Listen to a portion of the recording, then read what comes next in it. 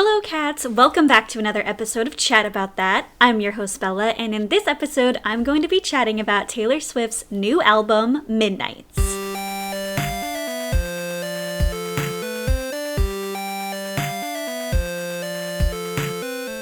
Before I chat about that, I wanted to let you know that I recently moved to a new apartment and I've been incredibly busy with unpacking and some other personal things, and I really wanted to have an episode out in October, but there was so much stuff going on with moving and family issues, and I was not able to record anything, so there's probably only going to be one more episode for this year. Next episode will be the 22 best things of 2022. I did that one last year with 21 things, and I want to do that again for this year, so that's coming up, so stay tuned for that. But with that out of the way, let's talk about Midnights. So if you aren't aware, Taylor Swift released her new album Midnights on October 21st, and she describes the album by saying, "Midnights, the stories of 13 sleepless nights scattered throughout my life." That was her original description. And the official introduction of the album, it's a little bit long, but I want to read it. So she says, "We lie awake in love and in fear, in turmoil and in tears. We stare at the walls and drink until they speak back. We twist in our self-made cages and pray that we aren't, right at this minute, about to make some fateful, life-altering mistake. This is the collection of music written in the middle of the night, a journey through terrors and sweet dreams, the floors we pace and the demons we face. For all of us who have tossed and turned and decided to keep the lanterns lit and go searching, hoping that just maybe, when the clock strikes 12, we meet ourselves." Wow. I was really excited for the album when I read that description. I just thought a collection of sleepless nights. This was going to be, things that were going to happen basically all throughout her life. These were things that happened, have kept her up, and we're going to get perspectives from all different, eras of her life. And I was really excited about that. And before the album came out, she used TikTok to announce the different track titles in this little series called Midnight's Mayhem with Me. And I highly recommend that you watch those videos. They're on her TikTok. And originally I was going to record this podcast the day of release, like I did with the Folklore album, but I wanted to wait a little bit, mostly because I was moving and all of that and I didn't have time to record. But also I really wanted to just sit down, listen to the album a bunch of times, watch the music videos, watch the interviews, hear more about her talking about the album before I went and gave my thoughts about it. So, with all that out of the way, let's talk about the first track called Lavender Haze. So there are a few songs that Taylor actually shared the meaning behind, and this is one of the songs. So I'm going to read what she said. She said she happened upon the phrase lavender haze when she was watching the show Mad Men. "I looked it up because I thought it sounded cool, and it turns out that it's a common phrase that was used in the 50s, and where they would just describe being in love. So if you were in the lavender haze, that meant that you were in an all-encompassing love glow. And I thought that was really beautiful. And I guess theoretically that when you're in the lavender haze, you'll do anything to stay there and not let people bring you out of that cloud. And I think that a lot of people have to deal with this now. Public figures, because we live in this era of social media, and if the world finds out that you're in love with somebody, they're going to weigh in on it. And like my relationship for 6 years, we've had to dodge weird rumors, tabloid stuff, and we just ignore it. And this song is about the act of ignoring that stuff to protect the real stuff." So I think Taylor really explained it all with that quote. But this is definitely one of my favorite songs from the album. I think it's a really great start to the album. It's a really great starting track. It's very upbeat, but it's not over the top upbeat. It's kind of it's in the middle. It's a good upbeat, peppy song, but it's not too in your face. And the lyrics are just really catchy. It's really an intimate song. And as I go through all the songs, I'm going to share my favorite lyrics. And so my favorite lyric from Lavender Haze is, "I find it dizzying. They're bringing up my history, but you aren't even listening." And I think that really encompasses the explanation that she gave, that her lover doesn't care about her past and what people say about her. He just loves her as she is. So that's Lavender Haze. Let's move on to track 2, which is Maroon. So track 2, Maroon, this is a song that that grew on me more and more as I listened to it, and it's kind of a more grown-up version of the song Red. And she's using the color maroon to describe different aspects and instances of this relationship. She says that the sky was maroon, the burgundy on my t-shirt when you splashed your wine into me. And as the song goes on, the lovers, they grow apart, they break up, and those good maroon feelings, like those good times, turn into sad instances and sad, aspects of the color maroon. And the song has a lot of emotional writing, and like I mentioned, it took me a few listens to really, really appreciate this song. But my favorite lyric is, "How'd we end up on the floor anyway, you say? Your roommate's cheap ass, screw top rosé. That's how." I feel like Taylor is really in an era where she doesn't really care about swearing anymore. She uses the F word in quite a few of the songs. She says shit a lot, she doesn't give a crap anymore. And I like that. I'm happy that she's in this phase and she just doesn't care. Like, she's just going to write the songs that she wants. She's going to use the words that she wants. And if that's how she wants to describe the feelings and the emotions, that's what she's going to do. And a lot of people are speculating that this song is about Harry Styles. And I can kind of see, if you go through the rest of the lyrics, like you can kind of see how this could be about Harry Styles. But I really like this song. It's definitely, it's a slower song, but not too slow where it's like right after Lavender Haze, like, oh, this is like super slow. And you're already on this high from Lavender Haze, but this one's like a little bit less slow than Lavender Haze, but still kind of upbeat. It's like a good mellow song. So I think it's a good placement on the album. There's one song that I think is placed very poorly on the album, and I'll talk about that a little bit later. So track 3 is called Antihero, and this quickly became a favorite of mine. And Taylor also provided some background information on this one. So she said, "Antihero is one of my favorite songs I've ever written. I really don't think I've delved this far into my insecurities in this detail before. I struggled with the idea that my life has become unmanageably sized. And I'm, not to sound too dark, but I just struggle with the idea of not feeling like a person. This song is a real guided tour throughout all the things that I tend to hate about myself. And it's all those aspects of the things we dislike about ourselves that we have to come to terms with if we are going to be this person. So I like Antihero a lot because I think it's really honest." And I agree with her. And this song it's a very emotional song, but it's disguised behind its upbeat production, which reminds me of Death by a Thousand Cuts and All You Had to Do Was Stay. I really, really love this song, and the music video is just really well done. It's like 2 different versions of herself talking to each other, and there's a lyric where it says, "Hi, it's me, I'm the problem, it's me," and the 2 people are talking to each other, and it's both of her. And I could do a podcast just on like all the music videos that she's done. So I'm not going to go like too much into detail about this one and another music video. But I think it's a deeply personal song, and it has really, really smart lyrics. And my favorite lyric, which people might be surprised by this, is, "Sometimes I feel like everybody is a sexy baby and I'm a monster on the hill.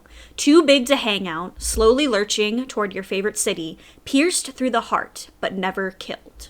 Now, a lot of people don't really like that lyric, the sexy baby, because I think the term is cringy, but I don't agree. I got what she meant right away. So a sexy baby, like the actual definition of that, means someone who derives their power from being both sexy and babyish. And I think that makes perfect sense, because Taylor Swift is no longer like the young, new thing in the music industry. Like she's still got it. She's not going away. She's still like making music and being awesome like she is, but she's not the young new thing like she was, 10 years ago or so. And I think this is like, a lyric where she's really revealing that she knows this fact. And she's in her mind thinking that she's not cool enough, she's not new enough, she's not good enough to be with all these new young people, and that everybody else is like young and sexy, and she's just this big monster lurching over everybody, and she's just too big, either too big physically, emotionally, or just like in the industry wise, like she's just too famous or too, high up on this pedestal by a lot of people to hang out with anyone else. And I think this is so vulnerable. I could go into the whole song, because there's so much, that she reveals and so much, to dissect just about this whole song. But that lyric I think is just really, one of the most like personal in the song. And I think that line is also just very sad, but it's insightful about like the way that she feels. And every time I hear this song, I love it even more. It's definitely upbeat, but it has a lot of sad lyrics. But it's just, it instantly became one of my favorites, and I just love it so much. So check out the music video if you haven't seen it. So on to track 4, it's called Snow on the Beach, and it features Lana Del Rey. So when I heard that she was collaborating with Lana Del Rey, I was really excited. And to be honest, I'm not like the biggest Lana Del Rey fan. I don't dislike her. I just was never like super into her music, but I do love her voice. I love Lana Del Rey's voice. And so I was really, really looking forward to hearing them collaborate and hearing them sing together. And I was a bit disappointed about this song when I heard it the first time. And I think a lot of people were, because Lana Del Rey doesn't have her own verse in the song. She's just harmonizing and sings in the background and sings alongside Taylor. And I think people were kind of put off by that. And so at first I was like, okay, I'm really disappointed. I don't really like this song. Although it's a beautiful song. The lyrics are absolutely beautiful, and I'll get into that in a little bit.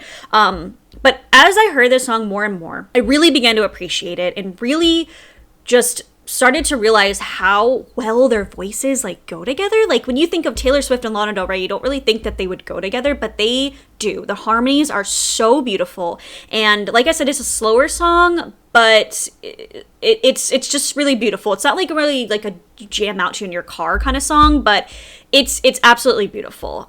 So she said a little bit about the song.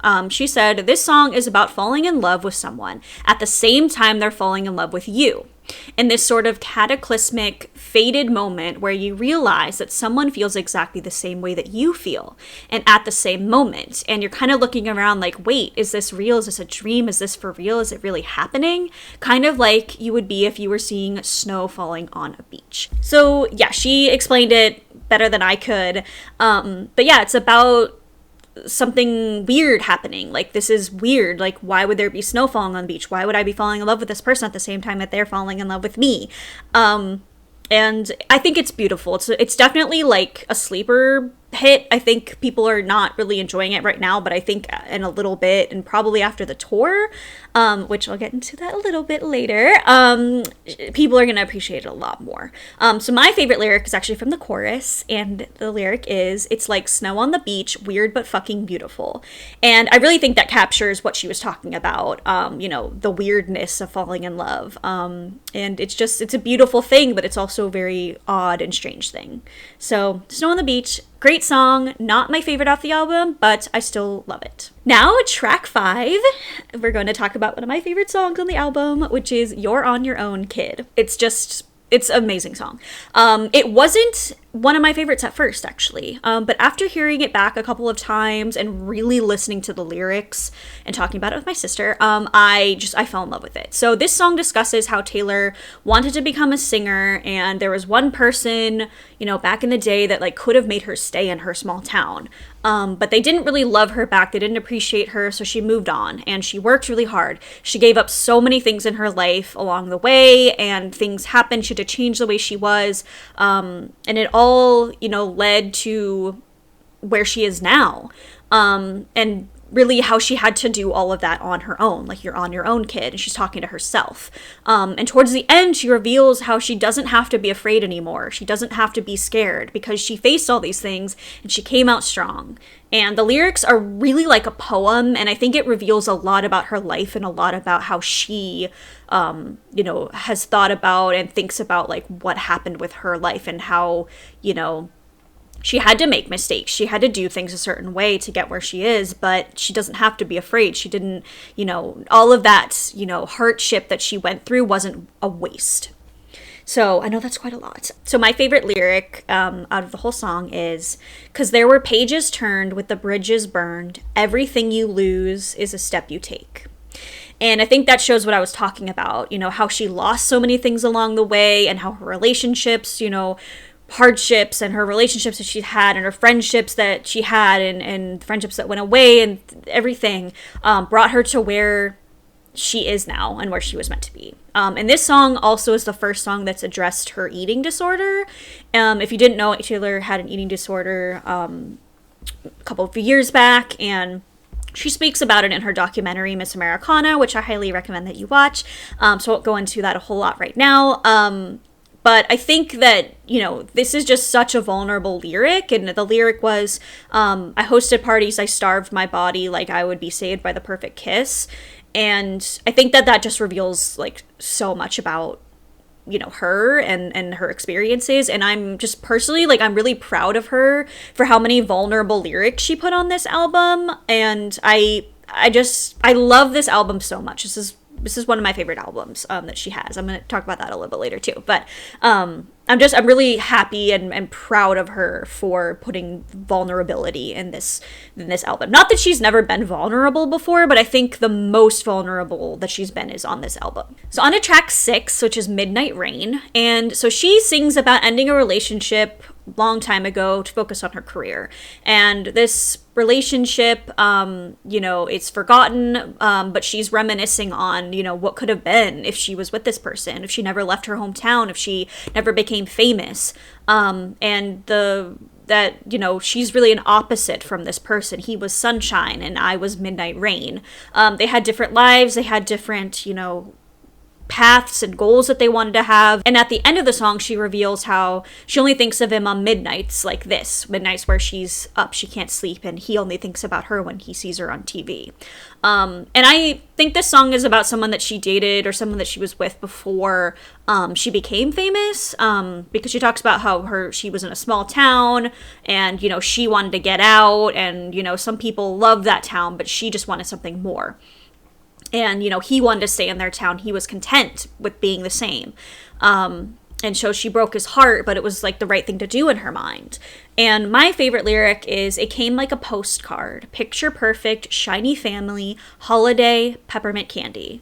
But for him, it was every day. So their lives are so different. And then like the normal things that he goes through every day, it's like a postcard to her. It's like a dream. It's like, when you see a postcard at the store, you see like an ad on TV of people sitting around a table with peppermint and hot chocolate and just, having fun with their family. That's like an everyday thing for him, but it's this kind of fantasy. It's like something that she only sees in postcards. So this song it's not a top 5 for me, but I do really like it. I don't hate any of the songs. I don't hate any of Taylor's songs. I don't hate any of your songs, Taylor, if you ever see this. But this is not my favorite song on the album, but I do really like it. And each time I listen to it, I appreciate it more and more, and I discover things about it more and more. Kind of like with every song on this album. But yeah, not my top 5, but I really love it and do appreciate it. So on to track 7, which is called Question. Taylor is reflecting upon a past relationship, and she's asking this former lover if their new experiences compare to the ones that they had together. And she hopes that they're also having a really hard time moving on from the relationship like she is. And I really, really enjoy this song. It's constantly getting stuck in my head. Like if any song out of this album is getting stuck in my head all the time, it's like this is one of them. It's just so catchy, and it's really clever, and this is the point in the album where we're getting to a lot of more upbeat songs. There's still slow ones coming up, but like a lot more are getting like, bops. Like this could be like one you jam out in the car, you scream the lyrics to, kind of thing. And she also samples her own song Out of the Woods in this track. She samples a lot of past songs and melodies in this album, but this one she uses like the she uses that from Out of the Woods, and I think this is purposeful. I don't think she's being lazy. I saw a TikTok where people are talking about this, but I think that this makes sense. This is a collection of sleepless nights throughout her life, collection of things that happened to her throughout her entire life. So it makes sense that she would use melodies and tones and different things from other songs and past albums in this album. Like, it makes sense. I don't think she's just like, oh, Out of the Woods, like, remember that song? This would sound good in it. Like, no, she's smart. Nothing she does is like an accident, okay? Like, she is doing this purposefully. Like, she's very clever. So my favorite lyric from Question is, "'Cause I don't remember who I was before you painted all my nights, a color I've searched for since." I don't know. She's such a poet. I love her. She needs to write poetry. There's actually a TikTok theory that she wrote this poetry book that's like being sold on Amazon. I'm not going to go into that right now, but I think she should write like legit poetry books. Because, all of her songs are poems, but I digress. Now on to track 8, which is called Vigilante Shit. And this song gives me massive, massive Reputation era vibes. Like, it could just be on Reputation. So amazing. And it's one of my favorite songs. And this song it's totally about Kanye West. It's totally about the Kanye West incident. I'm not going to go into that. You should know. If you were a human on this planet, you should know about that incident. I'm not going to go into it. But I don't like Kanye West, if I've never said that before. So she sings about how someone betrayed her, and she's been dressing for revenge ever since. She doesn't want to be sad. She wants to get even with this person. And the second verse talks about how the subject of the song, aka Kanye West, about his ex-wife, is now also getting revenge on Kanye, or the subject of the song. And, how Taylor, helped them get revenge on them. So I feel like this song it feels like Look What Made Me Do, and This Is Why We Can't Have Nice Things. It just has those vibes of Reputation. It's very it's kind of like a bitchy, petty song, but I love it. It's it says I don't start shit, but I can tell you how it ends. It's just they're very clever. I can tell she was pissed off when she wrote this song. And I love it so much. And I really love the low-key beat and how her vocals really come through on this song. I just think it's very clever. And my favorite lyric is, now she gets the house, gets the kids, gets the pride. Picture me, thick as thieves, with your ex-wife. And I just love that, because it's just if this has to be about Kanye West, because it's she didn't really have beef with Kim Kardashian. She had beef with her because of Kanye. So it's picture me, we could be best friends. I could be best friends with Kim. We're all dressing for revenge now. And I love how she's just helping this, theoretically helping this woman also get revenge on this person who hurt her. I just love the vibes in this song. It's totally villain vibes, and definitely one of my favorites off the album. Moving on to one of my absolute favorite songs on the album. This is tied for number 1. And it's called Bejeweled, and it's track 9. So in this song, Taylor is talking about how her current lover no longer sees her shine, doesn't see her value, and she's being underappreciated, but she is still bejeweled. She's still herself. She can still sparkle. She can still make people happy. She's not letting anyone or any man, dull herself, dull her shine. She still sparkles. And she says, best believe I'm still bejeweled. Just because you don't like me, just because you find me unfulfilling or unsatisfying doesn't mean I'm not still cool. I'm not still the best. And I just love it. She knows that she's worthy of love and of affection, and it's just, I love it. And it's upbeat, and it reminds me of past Taylor songs. If you know Taylor and you know her discography and you know her lyrics, this just has classic Taylor Swift lyrics in it. She also released a music video, and it featured Laura Dern, the Haim sisters, Jack Antonoff, Pat McGrath, and Dita Von Teese. And the video is it's up there, one of my favorites that she's done for sure. And I would just love to hear this live. This is on my list of songs I need to hear live here on that tour. And my favorite lyrics are, and I miss you, but I miss sparklin'. And my other favorite lyric is, and you can try to change my mind, but you might have to wait in line. What's a girl gonna do? A diamond's gotta shine. I don't know, I just love it. I love how clever she is. So I love this song so much, and I need to hear it performed live, either if it's on the tour or on a talk show or whatever. I just need to hear you sing this song, Taylor. Please sing this song live. Now into track 10, it's called Labyrinth, and this is probably my least favorite song off the album. Again, I don't hate any Taylor Swift songs, this is just my least favorite, and it's not bad, it's just incredibly slow, and like I mentioned before, it comes at this weird place in the album. Bejeweled is such a bop, the song after it is also my number one favorite, it ties with Bejeweled, it's also a bop, and I feel you're on this high from listening to Bejeweled, you're just jamming, and then this song comes in and it's so slow, and it's just it's kind of a vibe killer within the album. I like it a lot. I think it's beautiful. It has such beautiful lyrics. It's very poetic. A lot of these songs are very poetic, but it's just kind of a downer. So it's in a weird place in the album, but the song describes her falling in love again after being hurt, after being having this horrible heartbreak, and she's scared of falling in love because of how bad this other heartbreak hurt her. But she thinks she's never going to recover from that heartbreak, but she's happy that she found somebody new. And it's this weird, middle ground that she's feeling. And she says that she's lost in the labyrinth of her mind. And my favorite lyric from this is, break up, break free, break through, break down.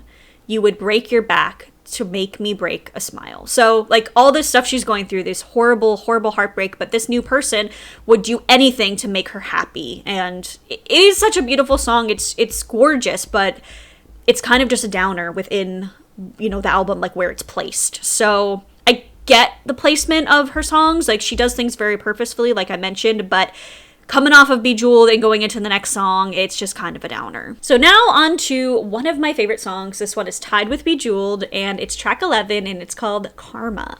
Before I go into the song, there is a theory, and I'm not going to go into it too much, but there's a theory that there was a lost album that was going to be right after 1989 called Karma, and people have this theory. I believe the theory. I think Reputation was not an album that was planned originally. Like, she does plan all of her albums, and I think there was an album, whether or not it was called Karma or not. I think there was an album that she planned to release after 1989, and it's like this lost album, and was potentially being called Karma. So she did a little sneaky laugh in her TikTok episode about releasing this song. But yeah, anyway. So Taylor's singing about how karma's real, and it's really good to her, and she is singing to people from her past, warning them about how karma's coming for them. And I totally think this is about the Scooter Braun situation. I did a whole podcast episode about why she's re-recording all of her songs, so I talk about that whole situation in that episode if you want to listen to it. But again, just like Bejeweled, this is like classic Taylor Swift, and it's like definitely one of the biggest bops on the album. It really could fit into 1989, Reputation, or Lover. And the lyrics, they're not the most poetic, but they're just classic Taylor. Like, think of the lyrics from, like, Gorgeous. That's, like, what this song reminds me of. Like, very just, like, funny and not super serious, but just, like, very classic Taylor, very clever. And my favorite lines are, "Karma is a cat purring in my lap because it loves me." I don't know, just so classic Taylor. And then my other favorite line is, "Weave your little webs of opacity. My pennies made your crown." And this totally just like the scream at the top of your lungs in the car, scream at the tour. And this is another song that I really need to hear her sing live because it's so good. Track 12 is called Sweet Nothing. And this song grew on me. Like Labyrinth, it's very slow, but the lyrics are really sweet. And she's singing about this gratitude that she has with her lover, or potentially anyone closer to her. My mom personally thinks this song is about her mother, but I think it's about Joe Alwyn. And there's just this peace in her relationship, and they don't want anything from her. She's just coming home to sweet nothings. I prefer fast-paced songs in general, so this isn't like a jam out song, but I find it so beautiful, so peaceful. The lyrics are very simple, very poetic, and it's definitely like a song that's grown on me. And my favorite line is, "All the voices that implore, you should be doing more. To you, I can admit that I'm just too soft for all of it." So again, very poetic, very sweet. And it's sweet that she wrote this with Joe Alwyn, aka William Bowery, which is his pseudonym that he goes by on her albums. So I think it's sweet that she wrote this song with him. Okay, on to the last track of the standard edition of Midnights. We have more songs to go through. We have 8 more songs to go through.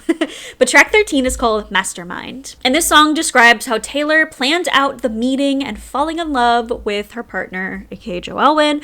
And she knew that when she saw him, she had to have him, and she just came up with this plan. And she's the mastermind behind their relationship. And at the end of the song, it's revealed how her lover knew that she did all of this, and it's okay because he loves her, and he knew that this was in her nature, but he doesn't care. He loves her. And I think it's just really, really clever. And I love the concept. And whether or not this is actually true, I think it's an interesting take on the concept of like love at first sight. And it's really fun, and it's definitely like a slow bop, but it's still like very clever. And my favorite lyric is, "I'm the wind in our free-flowing sails and the liquor in our cocktails."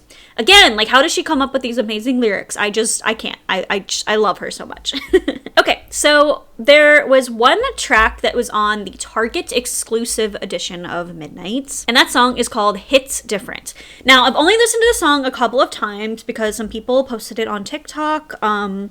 Hope those videos don't get taken down because I've been listening to it on there. And this describes Taylor going through a heartbreak that she's like never experienced before, and it hits different because it's not like a usual heartbreak, and she's just a total mess, and she wants this person back.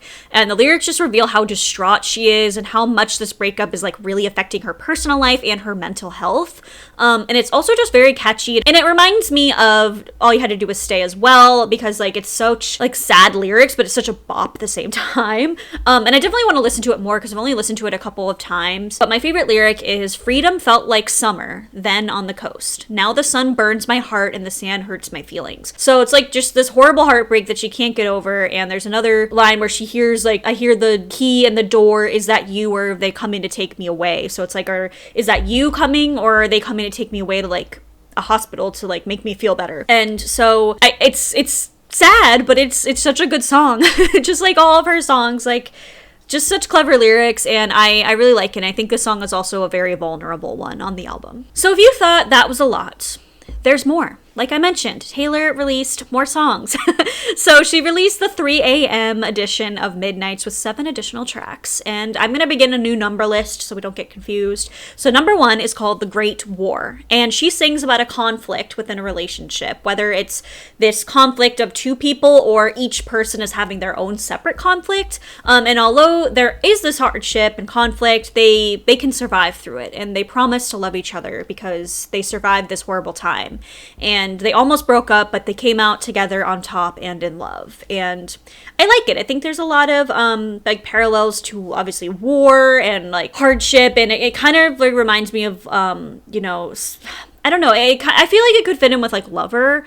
It's like, I think it's her coming out of like the Kanye thing, and you know, maybe with like Scooter Braun and all of that. It's like she felt like she had to hide, and she felt just so down. And you know, one of my favorite lyrics is, you drew up good faith treaties, I drew curtains closed, drank my poison all alone. So this person, I think it's Joelle when she's talking about, you know, they were able to like make peace with their demons, but she wasn't, you know, she was still struggling. So I think it's just a good start to the album. It's definitely more of an upbeat song. But again, it's very vulnerable and very smart lyrics. I really like that song. Track number 2 is called Bigger Than the Whole Sky. And this is definitely my least favorite one from these songs.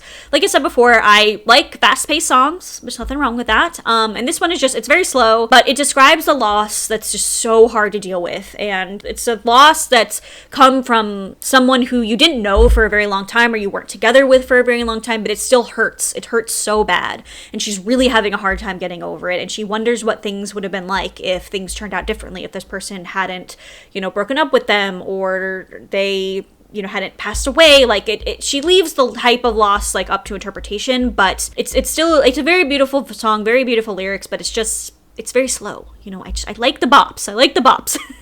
But my favorite lyric is, every single thing I touch becomes sick with sadness, 'cause it's all over now, all out to sea.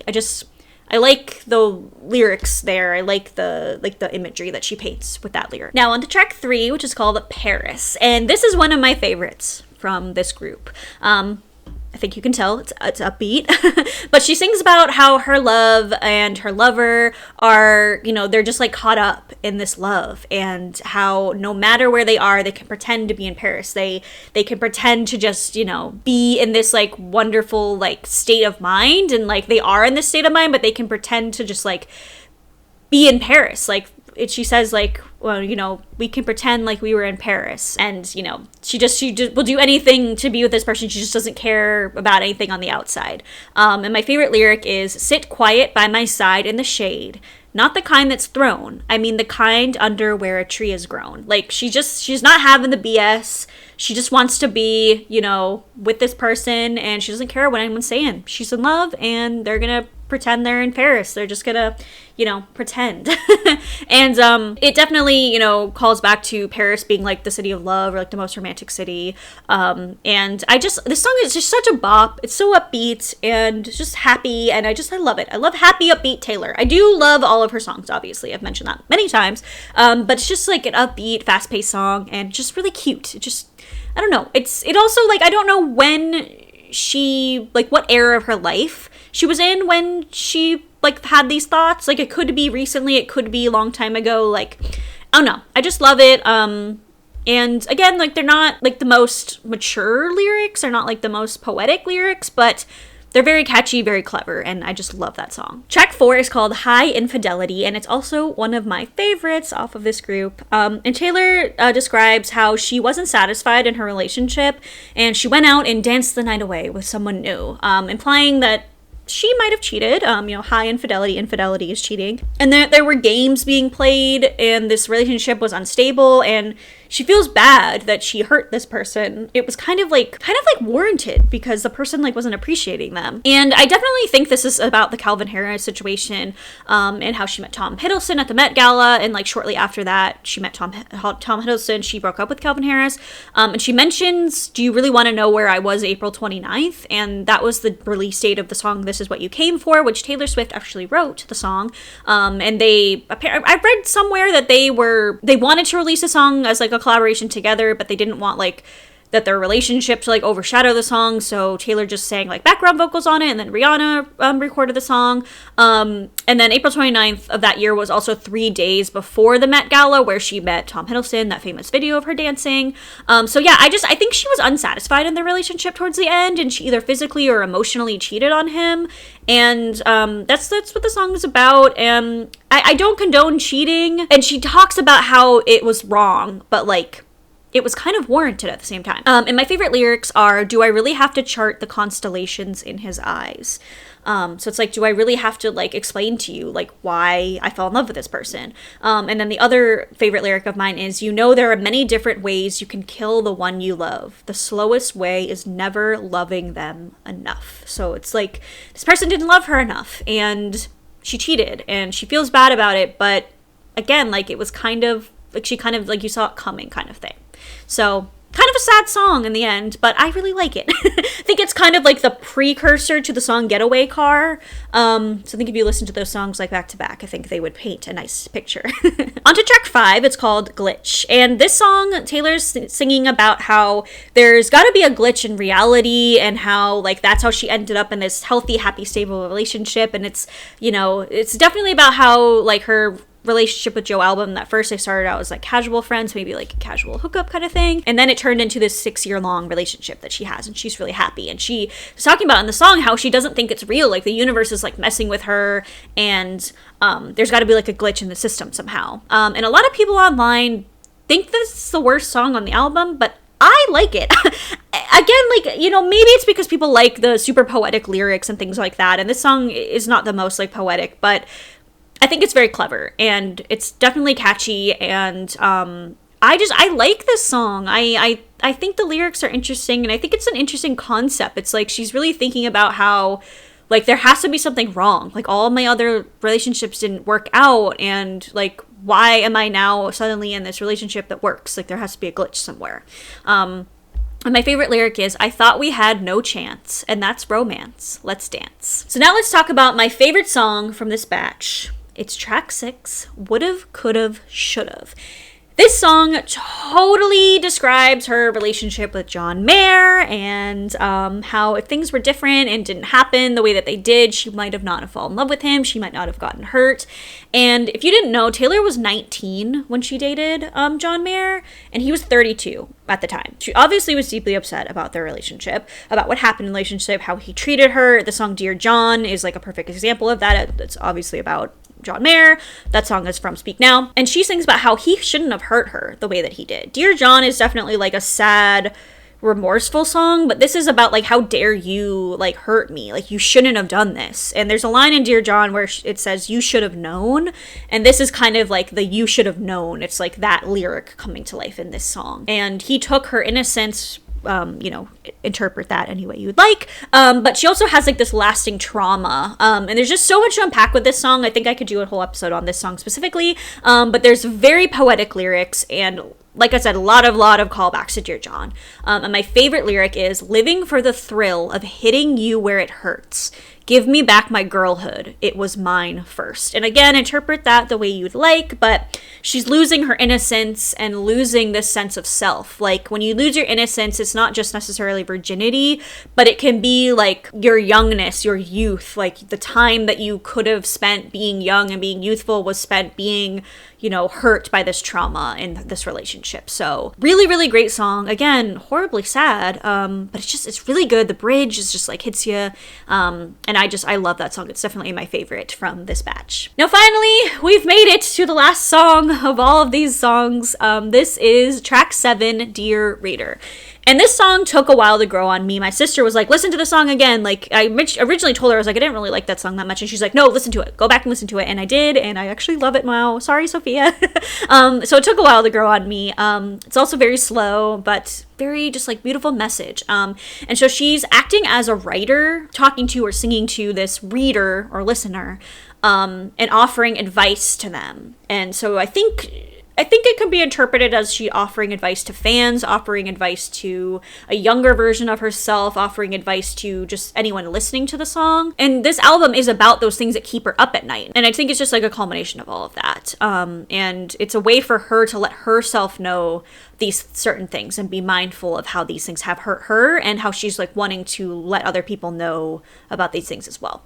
And my favorite lyric is, "Dear reader, bend when you can, snap when you have to." So it's like those kinds of things that she's talking about. It's like, dear reader, if it feels like a trap, you're already in one, like those kinds of things. So again, it's just like very like poetic. I think I've said it's very poetic a million times, but it is. She's such a poet, and I love it. So I know that was a lot to go over, but I really wanted to take my time, listen to all of these songs. I really love this album. Like I mentioned before, I think this is one of her best albums to date, and I'm just so proud of her for being vulnerable, sharing these deep, intimate moments and intimate things about her life and these thoughts with people. I think she's just such an incredible songwriter, and whether or not you think she's a good singer, I know that's been like a debate for like forever, but you can't deny her songwriting ability. I think she's gonna go down in history as one of the best songwriters, and I think this album really showcases that. So like I kind of teased, in addition to the album, she also announced that she's going on tour. She hasn't gone on tour in like 4 years, and it's called the Eras Tour. And I'm very excited. She's not playing anywhere near me, so I'm gonna have to drive or take a train up somewhere. But I've seen every single one of her tours, and I will not miss a tour. I will not miss a tour. I will go see it, and I'm really excited. So nothing is gonna stop me from going to see this tour. But yeah, I'm really looking forward to the tour, and it's called the Eras Tour. And my theory is that she is going to release the rest of her albums, like re-release the rest of her albums, before the tour. Because she said she's going to be singing songs and it's going to go over her entire catalog, so she has to be releasing the rest of these albums. So she has the first album, her debut album, she has to release Speak Now, 1989, and Reputation. She has 4 more albums that she needs to release. And I'm thinking she's going to let Midnight's simmer for a little while, and then I think in December she's going to release an album, probably Speak Now, because back to December, and then maybe January, February, March, April, she'll release like the rest of them. So, because I think this tour starts in like May, so yeah, it makes sense. So, I think we're going to be getting a lot of re-recordings before then. I would be very surprised if she doesn't release the rest of the re-recordings before that tour. It kind of makes me think that she's going to be doing that. So, very exciting news from Taylor. Amazing album. Absolutely love it. She's outdone herself. And she is the first artist in history to have all of the top 10 songs on the Billboard charts be off of one album, and also like be by one artist. So good for you, Taylor. I mean, she is incredible. Obviously, I'm a big fan. I'm biased, but it's just such an incredible album. I absolutely love it. And I really hope you enjoyed my interpretation and everything. So that's it for this episode. I hope you enjoyed learning about Midnight, hearing everything I had to say, hearing some of Taylor's explanations, and like always, stay safe, stay classy, and I will chat again with you soon. Goodbye.